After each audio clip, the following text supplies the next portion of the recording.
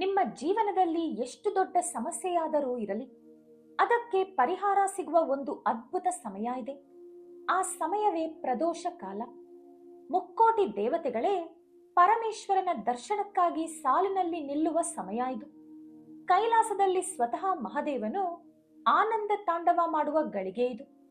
ನಾವು ತಿಳಿದು ಅಥವಾ ತಿಳಿಯದೆ ಮಾಡಿದ ಪಾಪಗಳು, ನಮಗೆ ಅಂಟಿಕೊಂಡ ದರಿದ್ರತೆ, ನಮ್ಮ ಜೀವನದ ಕಷ್ಟಗಳು, ಇದೆಲ್ಲವನ್ನು ಭಸ್ಮವಾಗಿಸುವ ಶಕ್ತಿ ಈ ಒಂದು ಸಮಯಕ್ಕೆ ಮಾತ್ರ ಇದೆ. ವಿಡಿಯೋದಲ್ಲಿ ಇನ್ನೂ ಆಳವಾಗಿ ಹೋಗುವ ಮೊದಲು ನನ್ನದೊಂದು ಚಿಕ್ಕ ವಿನಂತಿ. ವಿಡಿಯೋಗೆ ಈಗಲೇ ಒಂದು ಚಿಕ್ಕ ಲೈಕ್ ಕೊಡಿ. ನಿಮ್ಮ ಲೈಕ್ ನಮಗೆಷ್ಟೋ ಪ್ರೇರಣೆ ಕೊಡುತ್ತದೆ. ಹಾಗೆ ನಮ್ಮ ಚಾನೆಲ್ ಅನ್ನು ಸಬ್ಸ್ಕ್ರೈಬ್ ಮಾಡಿಕೊಳ್ಳಿ. ಈಗ ವಿಷಯಕ್ಕೆ ಬರೋಣ. ಮೊದಲಿಗೆ ಪ್ರದೋಷ ಅಂದರೆ ಏನು? ಪ್ರದೋಷ ಎಂಬ ಪದದ ಅರ್ಥ ಪಾಪ ನಿವಾರಣೆ. ಇದು ದಿನ ಮತ್ತು ರಾತ್ರಿ ನಡುವಿನ ಸಂಧ್ಯಾಕಾಲ, ಅಂದರೆ ಸೂರ್ಯ ಅಸ್ತಮಿಸಲು 1.5 ಗಂಟೆ ಮೊದಲು ಮತ್ತು ಸೂರ್ಯ ಅಸ್ತಮಿಸಿದ ನಂತರ 1.5 ಗಂಟೆ. ಈ 3 ಗಂಟೆಗಳ ಪವಿತ್ರ ಸಮಯವನ್ನೇ ಪ್ರದೋಷ ಕಾಲ ಎಂದು ಕರೆಯುತ್ತಾರೆ. ಪ್ರದೋಷ ಯಾವಾಗ ಬರುತ್ತದೆ? ಪ್ರತಿ 15 ದಿನಗಳಿಗೊಮ್ಮೆ. ಅಮಾವಾಸ್ಯೆಗೆ ಮುಂಚೆ ಬರುವ ತ್ರಯೋದಶಿ ಹಾಗೂ ಹುಣ್ಣಿಮೆಗೆ ಮುಂಚೆ ಬರುವ ತ್ರಯೋದಶಿ ದಿನಗಳಲ್ಲಿ ಈ ಮಹಾ ಸಮಯ ಬರುತ್ತದೆ. ಪ್ರದೋಷ ಕಾಲದ ಮೂಲ ಕತೆ. ಪೂರ್ವದಲ್ಲಿ ದೇವತೆಗಳು ಮತ್ತು ಅಸುರರು ಅಮೃತಕ್ಕಾಗಿ ಕ್ಷೀರಸಾಗರ ಮಥನ ಮಾಡಿದರು. ಆದರೆ ಮೊದಲು ಬಂದಿದ್ದು ಅಮೃತವಲ್ಲ, ಭಯಾನಕವಾದ ಹಾಲಾಹಲ ವಿಷ. ಆ ವಿಷದ ತೀವ್ರತೆಯಿಂದ 3 ಲೋಕಗಳು ನಾಶವಾಗುವ ಪರಿಸ್ಥಿತಿ ಬಂದಿತು. ಹೆದರಿದ ದೇವತೆಗಳು ಕೈಲಾಸಕ್ಕೆ ಓಡಿ ಹೋಗಿ ಮಹಾದೇವ ನಮ್ಮನ್ನು ರಕ್ಷಿಸು ಎಂದು ಬೇಡಿಕೊಂಡರು. ಆಗ ಬೋಲಾಶಂಕರ ಏನು ಮಾಡಿದರು ಗೊತ್ತಾ? ಆ ಭಯಾನಕ ವಿಷವನ್ನು ನುಂಗಿ ತನ್ನ ಕಂಠದಲ್ಲಿ ಭದ್ರಪಡಿಸಿದರು. ಅದರ ಪರಿಣಾಮವಾಗಿ ಅವರ ಕಂಠ ನೀಲವರ್ಣವಾಗಿ ಮಾರ್ಪಟ್ಟಿತು. ಅವರಿಗೆ ನೀಲಕಂಠ ಎಂಬ ಹೆಸರು ಬಂತು. ಆ ಅಪಾಯ ತಪ್ಪಿದ ನಂತರ ಆ ತ್ರಯೋದಶಿ ಸಂಜೆ ಸಮಯದಲ್ಲಿ ಶಿವನು ನಂದಿಯ 2 ಕೊಂಬುಗಳ ಮಧ್ಯೆ ನಿಂತು ಆನಂದ ತಾಂಡವ ಮಾಡಿದರು. ಸರಸ್ವತಿ ದೇವಿ ವೀಣೆ ನುಡಿಸಿದರು. ದೇವೇಂದ್ರ ಕೊಳಲು ಊದಿದರು. ಲಕ್ಷ್ಮೀದೇವಿ ಹಾಡು ಹಾಡಿದರು. ಅದು ಬ್ರಹ್ಮಾಂಡವೇ ಮಂತ್ರಮುಗ್ಧವಾದ ಕ್ಷಣ. ಅದಕ್ಕೆ ಈ ಸಮಯದಲ್ಲಿ ಶಿವನು ಅತ್ಯಂತ ಸಂತೋಷದಲ್ಲಿರುತ್ತಾನೆ. ಇನ್ನು ವಾರದ ಪ್ರಕಾರ ಪ್ರದೋಷ ಫಲಗಳು ಹೀಗಿವೆ. ಸೋಮವಾರ ಸೋಮ ಪ್ರದೋಷ. ಮನಃಶಾಂತಿ, ಉತ್ತಮ ಚಿಂತನೆಗಳಿಗೆ ಉತ್ತಮ ದಿನ. ನಿಮ್ಮ ಮನಸ್ಸಿನಲ್ಲಿ ಯಾವುದಾದರೂ ಚಿಂತೆ, ದುಃಖ ಕಾಡುತ್ತಿದ್ದರೆ, ನಿಮಗೆ ಮನಃಶಾಂತಿ ಇಲ್ಲದಿದ್ದರೆ, ಕೆಟ್ಟ ಆಲೋಚನೆಗಳು ಬರುತ್ತಿದ್ದರೆ ಈ ದಿನ ನಿಮಗೆ ಸೂಕ್ತವಾಗಿದೆ. ಮಂಗಳವಾರ ಭೌಮ ಪ್ರದೋಷ. ಇದು ಅತ್ಯಂತ ಶಕ್ತಿಶಾಲಿ. ಸಾಲ, ರೋಗ ನಿವಾರಣೆಗೆ ಅತ್ಯುತ್ತಮ. ನಿಮಗೆ ಆರ್ಥಿಕ ಸಮಸ್ಯೆ ಇದ್ದರೆ, ಸಾಲ ಹೆಚ್ಚಾಗಿದ್ದರೆ, ದೀರ್ಘಕಾಲದಿಂದ ಯಾವುದಾದರೂ ಕಾಯಿಲೆ ಕಾಡುತ್ತಿದ್ದರೆ ಅದೆಲ್ಲ ನಿವಾರಣೆ ಮಾಡಿಕೊಳ್ಳಲು ಈ ದಿನ ಸೂಕ್ತ. ಬುಧವಾರ ಬುಧ ಪ್ರದೋಷ. ಬುದ್ಧಿವಂತಿಕೆ, ವಿದ್ಯಾಭಿವೃದ್ಧಿ, ವ್ಯವಹಾರ ಯಶಸ್ಸಿಗೆ ಅತ್ಯುತ್ತಮ. ನಿಮ್ಮ ಮಕ್ಕಳ ವಿದ್ಯಾ ಅಭಿವೃದ್ಧಿಗೆ, ಅವರ ಬುದ್ಧಿಶಕ್ತಿ ಹೆಚ್ಚಾಗುವುದಕ್ಕೆ, ನಿಮ್ಮ ವ್ಯಾಪಾರ ಅಭಿವೃದ್ಧಿಯಾಗಲು, ಉದ್ಯೋಗದಲ್ಲಿ ಯಶಸ್ಸು ಸಿಗಲು, ಜೀವನದಲ್ಲಿ ಏಳಿಗೆಯಾಗಲು ಈ ದಿನ ಸೂಕ್ತ. ಗುರುವಾರ ಗುರು ಪ್ರದೋಷ. ಪಿತೃದೋಷ ನಿವಾರಣೆ, ಗುರುಗಳ ಅನುಗ್ರಹ ಪಡೆಯಲು ಉತ್ತಮ ದಿನ. ಪಿತೃದೋಷಗಳಿಂದ ಎಷ್ಟೊಂದು ಸಮಸ್ಯೆಗಳು ಬರುತ್ತದೆ ಎಂದು ನಮ್ಮೆಲ್ಲರಿಗೂ ಗೊತ್ತಿದೆ. ಹಾಗಾಗಿ ಪಿತೃದೋಷ ನಿವಾರಣೆ ಮಾಡಿಕೊಳ್ಳಲು, ಪಿತೃದೇವತೆಗಳ ಆಶೀರ್ವಾದ ಪಡೆದುಕೊಳ್ಳಲು ಈ ದಿನ ಸೂಕ್ತ. ಶುಕ್ರವಾರ ಶುಕ್ರ ಪ್ರದೋಷ. ಐಶ್ವರ್ಯ, ದಾಂಪತ್ಯ ಸುಖಕ್ಕಾಗಿ ಉತ್ತಮ ದಿನ. ನಿಮ್ಮ ಬಡತನ ನಿವಾರಣೆಯಾಗಲು, ನಿಮ್ಮ ಮನೆಯಲ್ಲಿ ಐಶ್ವರ್ಯ ತುಂಬಿ ತುಳುಕಲು, ಗಂಡ ಹೆಂಡತಿ ಮಧ್ಯೆ ಮನಸ್ತಾಪ ದೂರಾಗಿ ದಾಂಪತ್ಯದಲ್ಲಿ ಸುಖ ಸಂತೋಷ ಹೆಚ್ಚಾಗಲು ಈ ದಿನ ಸೂಕ್ತ. ಶನಿವಾರ ಶನಿ ಪ್ರದೋಷ. ಅತ್ಯಂತ ಮಹತ್ವವಾದುದು. ಶನಿದೋಷ, ಏಳ್ನಾಟ್ ಶನಿ, ಅಷ್ಟಮ ಶನಿ ನಿವಾರಣೆ. ಶನಿಯ ವಕ್ರದೃಷ್ಟಿ ಅಥವಾ ಕೆಟ್ಟ ದೃಷ್ಟಿ ನಮ್ಮ ಜೀವನದಲ್ಲಿ ಒಂದು ಆಟ ಆಡುತ್ತದೆ. ನಾವು ಯಾವಾಗಲೂ ಗ್ರಹಗಳನ್ನು ನಮ್ಮ ಅನುಕೂಲಕರವಾಗಿ ಇರುವಂತೆ ನೋಡಿಕೊಳ್ಳಬೇಕು. ಶನಿದೇವರ ಉತ್ತಮ ದೃಷ್ಟಿ ನಮ್ಮ ಮೇಲೆ ಬೀಳಲು ಈ ದಿನ ಸೂಕ್ತ. ಈಗ ನಮಗೆ ಯಾವ ದಿನ ಯಾವ ಕಾರ್ಯಕ್ಕೆ ಸೂಕ್ತ ಎಂದು ತಿಳಿದಾಯಿತು. ಈಗ ಮುಖ್ಯವಾಗಿ ಈ ಸಮಯದಲ್ಲಿ ಏನು ಮಾಡಬೇಕು ಅಂತ ನೋಡೋಣ. ಯಾವ ದಿನವೇ ಆಗಲಿ ಪ್ರದೋಷ ಕಾಲ ಶಿವನಿಗೆ ಸಮರ್ಪಿತ.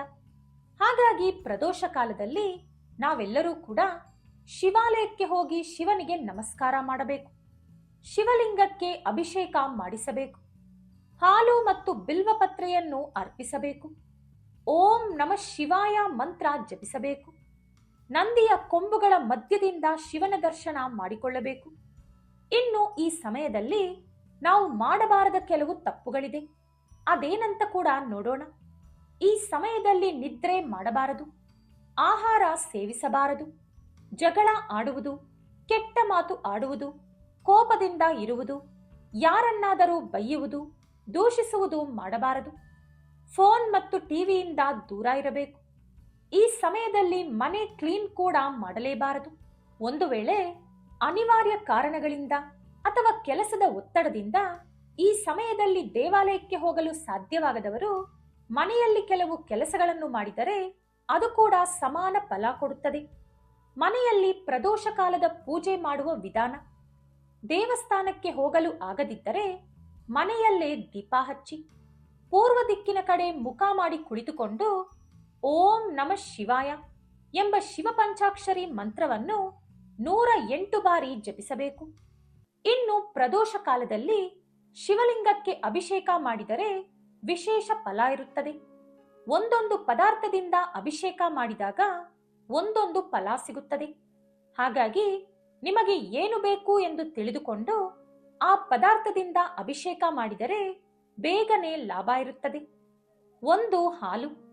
ಶಿವಲಿಂಗಕ್ಕೆ ಹಸು ಹಾಲಿನಿಂದ ಅಭಿಷೇಕ ಮಾಡಿದರೆ ಅನಾರೋಗ್ಯ ಹೊರಟು ಹೋಗುತ್ತದೆ, ಉತ್ತಮ ಆರೋಗ್ಯ ಬರುತ್ತದೆ, ನಿಮ್ಮ ಆಯಸ್ಸು ಹೆಚ್ಚಾಗುತ್ತದೆ. 2. ತುಪ್ಪ. ಶಿವಲಿಂಗಕ್ಕೆ ತುಪ್ಪದಿಂದ ಅಭಿಷೇಕ ಮಾಡಿದರೆ ಸಂಸಾರ ಬಂಧನದಿಂದ ವಿಮುಕ್ತಿ ಸಿಗುತ್ತದೆ. ಈ ಲೋಕದಲ್ಲಿ ಇರುವ ಭೌತಿಕ ವಸ್ತುಗಳ ಮೇಲೆ ಮೋಹ ಹೊರಟು ಹೋಗುತ್ತದೆ. ಯಾರ ಮೇಲೆಯೂ ಯಾವುದರ ಮೇಲೆಯೂ ಅತಿ ಹೆಚ್ಚು ಪ್ರೀತಿ ಅಥವಾ ಮೋಹ ಬರುವುದಿಲ್ಲ. ಕೊನೆಯಲ್ಲಿ ಮೋಕ್ಷ ಪ್ರಾಪ್ತಿಯಾಗುತ್ತದೆ. 3. ಮೊಸರು. ಶಿವಲಿಂಗಕ್ಕೆ ಮೊಸರಿನಿಂದ ಅಭಿಷೇಕ ಮಾಡಿದರೆ ದಂಪತಿಗಳ ಮಧ್ಯೆ ಇರುವ ಮನಸ್ತಾಪ ದೂರಾಗುತ್ತದೆ. ನಿಮ್ಮಲ್ಲಿ ಯಾವುದಾದರೂ ಲೋಪಗಳು ಇದ್ದರೆ ನಿವಾರಣೆಯಾಗುತ್ತದೆ. ಸಂತಾನ ಪ್ರಾಪ್ತಿಯಾಗುತ್ತದೆ. 4. ಜೇನು. ಶಿವಲಿಂಗಕ್ಕೆ ಜೇನುತುಪ್ಪದಿಂದ ಅಭಿಷೇಕ ಮಾಡಿದರೆ ನಿಮ್ಮ ವಾಕ್ಚಾತುರ್ಯ ಬೆಳೆಯುತ್ತದೆ, ಒಳ್ಳೆ ಕಂಠ ಬರುತ್ತದೆ. ಇದು ಗಾಯಕರಿಗೆ, ಮೋಟಿವೇಶನಲ್ ಸ್ಪೀಕರ್ಗಳಿಗೆ, ಭಾಷಣ ಮಾಡುವವರಿಗೆ ಉತ್ತಮವಾಗಿ ಕೆಲಸ ಮಾಡುತ್ತದೆ. ಎಲ್ಲ ಕಲೆಗಳಲ್ಲಿ ಯಶಸ್ಸು ಬರುತ್ತದೆ. 5. ಅಕ್ಕಿ ಹಿಟ್ಟು. ಇದು ತುಂಬಾ ಜನರಿಗೆ ಗೊತ್ತಿಲ್ಲ. ಆದರೆ ಶಿವಲಿಂಗಕ್ಕೆ ಅಕ್ಕಿ ಹಿಟ್ಟಿನಿಂದ ಅಭಿಷೇಕ ಮಾಡಿದರೆ ನಿಮಗೆ ಎಷ್ಟು ಸಾಲ ಇದ್ದರೂ ಕೂಡ ಅದರಿಂದ ವಿಮುಕ್ತಿ ಸಿಗುತ್ತದೆ. ನಿಮಗೆ 4 ಕಡೆಯಿಂದ ಹಣ ಬರುತ್ತದೆ. ಎಲ್ಲಾ ರೀತಿಯಾದ ಆರ್ಥಿಕ ಸಮಸ್ಯೆಯಿಂದ ವಿಮುಕ್ತಿ ಸಿಗುತ್ತದೆ. 6. ವಿಭೂತಿ. ಶಿವನಿಗೆ ವಿಭೂತಿಯಿಂದ ಅಭಿಷೇಕ ಮಾಡಿದರೆ ಅನಂತ ಕೋಟಿ ಪುಣ್ಯಫಲ ನಿಮ್ಮದಾಗುತ್ತದೆ. ಅಂದರೆ ವಿಭೂತಿಯ ಅಭಿಷೇಕ ನಿಮಗೆ ಯಾವ ಭೌತಿಕ ಸುಖ ಕೂಡ ಕೊಡುವುದಿಲ್ಲ, ಆದರೆ ಪುಣ್ಯಫಲ ಮಾತ್ರ ಲೆಕ್ಕವಿಲ್ಲದಷ್ಟು ಕೊಡುತ್ತದೆ. ಇದರಿಂದ ನಿಮ್ಮ ಪಾಪಗಳೆಲ್ಲ ಹೊರಟು ಹೋಗುತ್ತದೆ. ನಿಮ್ಮ ಮನಸ್ಸು ಪ್ರಶಾಂತವಾಗುತ್ತದೆ. ಮುಂದಿನ ಜನ್ಮ ಇರುವುದಿಲ್ಲ. ಹೀಗೆ ನಿಮಗೆ ಬೇಕಾದ ಪದಾರ್ಥದಿಂದ ನಿಮ್ಮ ಕೋರಿಕೆಗೆ ಅನುಗುಣವಾಗಿ ಪ್ರದೋಷ ಕಾಲದಲ್ಲಿ ಶಿವಲಿಂಗಕ್ಕೆ ಅಭಿಷೇಕ ಮಾಡಿಸಿ. ಇನ್ನು ನಂದೀಶ್ವರನ ರಹಸ್ಯದ ಬಗ್ಗೆ ನೋಡೋಣ. ಪ್ರದೋಷ ಸಮಯದಲ್ಲಿ ಶಿವನು ನಂದಿಯ ಕೊಂಬಿನ ಮಧ್ಯದಲ್ಲಿ ತಾಂಡವ ಮಾಡುತ್ತಾರೆ. ಆದ್ದರಿಂದ ಈ ಸಮಯದಲ್ಲಿ ನಂದೀಶ್ವರನ ಕೊಂಬುಗಳ ಮಧ್ಯದಿಂದ ಶಿವನ ದರ್ಶನ ಪಡೆದುಕೊಂಡರೆ ಕೈಲಾಸ ದರ್ಶನದ ಪುಣ್ಯ ದೊರಕುತ್ತದೆ. ಆದರೆ ಈ ಸಮಯದಲ್ಲಿ ನಂದಿಯನ್ನು ಸ್ಪರ್ಶಿಸಬಾರದು, ಅಂದರೆ ಮುಟ್ಟಬಾರದು. ಏಕೆಂದರೆ ಈ ಸಮಯದಲ್ಲಿ ನಂದೀಶ್ವರ ತನ್ನ ಪೂರ್ಣ ದೃಷ್ಟಿಯನ್ನು ಶಿವನ ಮೇಲೆ ಇಟ್ಟಿರುತ್ತಾರೆ. ಅವರಿಗೆ ಭಂಗ ಉಂಟು ಮಾಡುವ ಕೆಲಸ ನಾವು ಮಾಡಬಾರದು. ಇಲ್ಲದಿದ್ದರೆ ನಂದಿಯ ಆಗ್ರಹಕ್ಕೆ ಗುರಿಯಾಗುತ್ತೀವಿ. ಹಾಗಾಗಿ ನಂದಿಯನ್ನು ಮುಟ್ಟದೆ ಕೊಂಬುಗಳ ಮಧ್ಯದಿಂದ ಶಿವನನ್ನು ನೋಡಿದರೆ ಸಾಕು. ನೀವು ನೇರವಾಗಿ ಶಿವನ ಆನಂದ ತಾಂಡವ ನೋಡಿದಷ್ಟು ಪುಣ್ಯ ಪಡೆದುಕೊಳ್ಳುತ್ತೀರಿ. ಜೊತೆಗೆ ಈ ಸಮಯದಲ್ಲಿ ಅಥವಾ ಯಾವ ಸಮಯದಲ್ಲಾದರೂ ನಂದಿ ಹಾಗೂ ಶಿವನ ಮಧ್ಯೆ ನಿಂತುಕೊಂಡು ಶಿವನ ದರ್ಶನ ಮಾಡಬಾರದು. ನಾವು ಯಾವಾಗಲೂ ನಂದಿಯ ಪಕ್ಕದಲ್ಲಿ ನಿಂತುಕೊಂಡು ದರ್ಶನ ಪಡೆದುಕೊಳ್ಳಬೇಕು. ನಂದಿಗೆ ಶಿವನನ್ನು ನೋಡಲು ಯಾವಾಗಲೂ ಜಾಗ ಬಿಟ್ಟಿರಬೇಕು. ಪ್ರದೋಷ ಕಾಲದಲ್ಲಿ ಮುಖ್ಯವಾಗಿ ನಂದಿಯ ಕಿವಿಯಲ್ಲಿ ಏನೂ ಹೇಳಲು ಹೋಗಬೇಡಿ. ಇದಲ್ಲದೆ ಇನ್ನೂ ಕೆಲವು ಮುಖ್ಯವಾದ ವಿಷಯಗಳನ್ನ ಹೇಳ್ತೀನಿ. ಈ ಸಮಯದಲ್ಲಿ ಒಂದು ದೀಪ ಹಚ್ಚಿದರೆ 1000 ದೀಪಗಳು ಹಚ್ಚಿದಷ್ಟು ಫಲ ಪಡೆದುಕೊಳ್ಳುತ್ತೀರಿ. ಈ ಸಮಯದಲ್ಲಿ ಮನೆಯಲ್ಲಿ ಒಂದು ದೀಪ ಹಚ್ಚಿದರೆ 1000 ದೀಪಗಳು ಹಚ್ಚಿದಷ್ಟು ಫಲ ಪಡೆದುಕೊಳ್ಳುತ್ತೀರಿ. ಅದೇ ದೇವಾಲಯದಲ್ಲಿ ಒಂದು ದೀಪ ಹಚ್ಚಿದರೆ 1,00,000 ದೀಪಗಳು ಹಚ್ಚಿದಷ್ಟು ಪುಣ್ಯ ಪಡೆದುಕೊಳ್ಳುತ್ತೀರಿ. ಈ ಸಮಯದಲ್ಲಿ ಒಂದು ಸಲ ಓಂ ನಮಃ ಶಿವಾಯ ಅಂದರೆ 1,00,000 ಸಲ ಓಂ ನಮಃ ಶಿವಾಯ ಅಂದಷ್ಟು ಪುಣ್ಯ ಪಡೆದುಕೊಳ್ಳುತ್ತೀರಿ. ಅದೇ ಈ ಮಂತ್ರವನ್ನು ಪುಣ್ಯಕ್ಷೇತ್ರದಲ್ಲಿ ಅಥವಾ ದೇವಾಲಯದಲ್ಲಿ ಜಪಿಸಿದಾಗ 1,000,000 ಸಲ ಹೇಳಿದಷ್ಟು ಪುಣ್ಯ ಪಡೆದುಕೊಳ್ಳುತ್ತೀರಿ. ಈ ಸಮಯದಲ್ಲಿ ಶಿವನಿಗೆ ನೀವು ಮಾಡುವ ಒಂದು ನಮಸ್ಕಾರ 1,000,000 ನಮಸ್ಕಾರಗಳಿಗೆ ಸಮಾನ. ಈ ಸಮಯದಲ್ಲಿ ನೀವು ಭಕ್ತಿಯಿಂದ ಶಿವನಿಗೆ ಕೈ ಮುಗಿದರೆ ನಿಮ್ಮ ಮನಸ್ಸಿನಲ್ಲಿ ಬೇಡಿಕೊಂಡ ಕೋರಿಕೆಗಳು ಅತಿ ವೇಗವಾಗಿ ಈಡೇರುತ್ತವೆ. ಈ ಸಮಯದಲ್ಲಿ ನೀವು ಶಿವನಿಗಾಗಿ ಮಾಡುವ ಚಿಕ್ಕ ಕೆಲಸ ಅಥವಾ ತೋರಿಸುವ ಸ್ವಲ್ಪ ಭಕ್ತಿ ಕೂಡ ನಿಮ್ಮ ದರಿದ್ರವನ್ನು ದೂರಾಗಿಸುತ್ತದೆ. ಈ ಸಮಯದಲ್ಲಿ ನಾನು ಹೇಳಿದಂತೆ ನೀವಿದ್ದರೆ ನಿಮ್ಮ ಕುಟುಂಬದಲ್ಲಿ ಶಾಂತಿ ಹೆಚ್ಚಾಗುತ್ತದೆ. ಹಾಗೆ ನಿಮಗೆ ಕೆಲವು ವಿಶೇಷ ಸೂಚನೆಗಳು. ಪ್ರದೋಷ ಕಾಲದಲ್ಲಿ ಉಪವಾಸ ಇದ್ದರೆ ತುಂಬಾ ಒಳ್ಳೆಯದು. ಈ ಸಮಯದಲ್ಲಿ ನೀರು ಕೂಡ ಕುಡಿಯದೇ ಇದ್ದರೆ ನಿಮಗೆ ಬರುವ ಪುಣ್ಯಕ್ಕೆ ಬೆಲೆಯೇ ಇಲ್ಲ. ಪ್ರದೋಷ ಕಾಲದಲ್ಲಿ ಬಿಲ್ವ ಪತ್ರೆಗಳನ್ನು ಶಿವನಿಗೆ ಅರ್ಪಿಸಿದರೆ ತುಂಬಾ ಒಳ್ಳೆಯದು. ನಿಮ್ಮ ಮನೆಯಲ್ಲೂ ಕೂಡ ಶಿವಲಿಂಗದ ಮುಂದೆ ಅಥವಾ ಶಿವನ ಫೋಟೋ ಮುಂದೆ ಬಿಲ್ವ ಪತ್ರೆಗಳನ್ನು ಇಡಬಹುದು. ಮುಖ್ಯವಾಗಿ 3, 5 ಅಥವಾ 11 ಬಿಲ್ವ ಪತ್ರೆಗಳನ್ನು ಅರ್ಪಿಸಿದರೆ ಒಳ್ಳೆಯದು.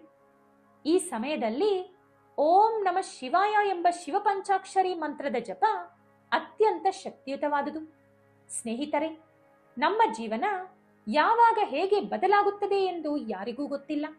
ಆದರೆ ಒಂದಂತೂ ನಿಜ, ಕಷ್ಟದಲ್ಲಿ ನಮ್ಮ ಕೈ ಹಿಡಿಯುವವರು ಒಬ್ಬರೇ, ಅವರೇ ಪರಮೇಶ್ವರ.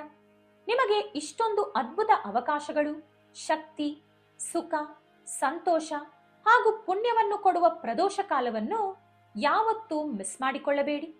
ಪ್ರದೋಷ ಕಾಲದಲ್ಲಿ ಏನು ಮಾಡಲು ಆಗದಿದ್ದರೂ ಕೂಡ ಶಿವನ ಮುಂದೆ ಒಂದು ಚಿಕ್ಕ ದೀಪ ಹಚ್ಚಿ ಓಂ ನಮಃ ಶಿವಾಯ ಎಂದು ಭಕ್ತಿಯಿಂದ ಜಪ ಮಾಡಿ. ನಿಮ್ಮ ಜೀವನದಲ್ಲಿ ಬದಲಾವಣೆಗಳನ್ನು ನೀವೇ ಸ್ವತಃ ನೋಡುತ್ತೀರಿ. ಓಂ ನಮಃ ಶಿವಾಯ. ಸರ್ವೇ ಜನ ಸುಖಿನೋ ಭವಂತು. ವಿಡಿಯೋ ಇಷ್ಟ ಆದರೆ ಲೈಕ್ ಮಾಡಿ, ಶೇರ್ ಮಾಡಿ. ನಮ್ಮ ಚಾನೆಲ್ ಅನ್ನು ಸಬ್ಸ್ಕ್ರೈಬ್ ಮಾಡಿಕೊಂಡು ಬೆಲ್ ಐಕಾನ್ ಒತ್ತಿ. ಧನ್ಯವಾದಗಳು.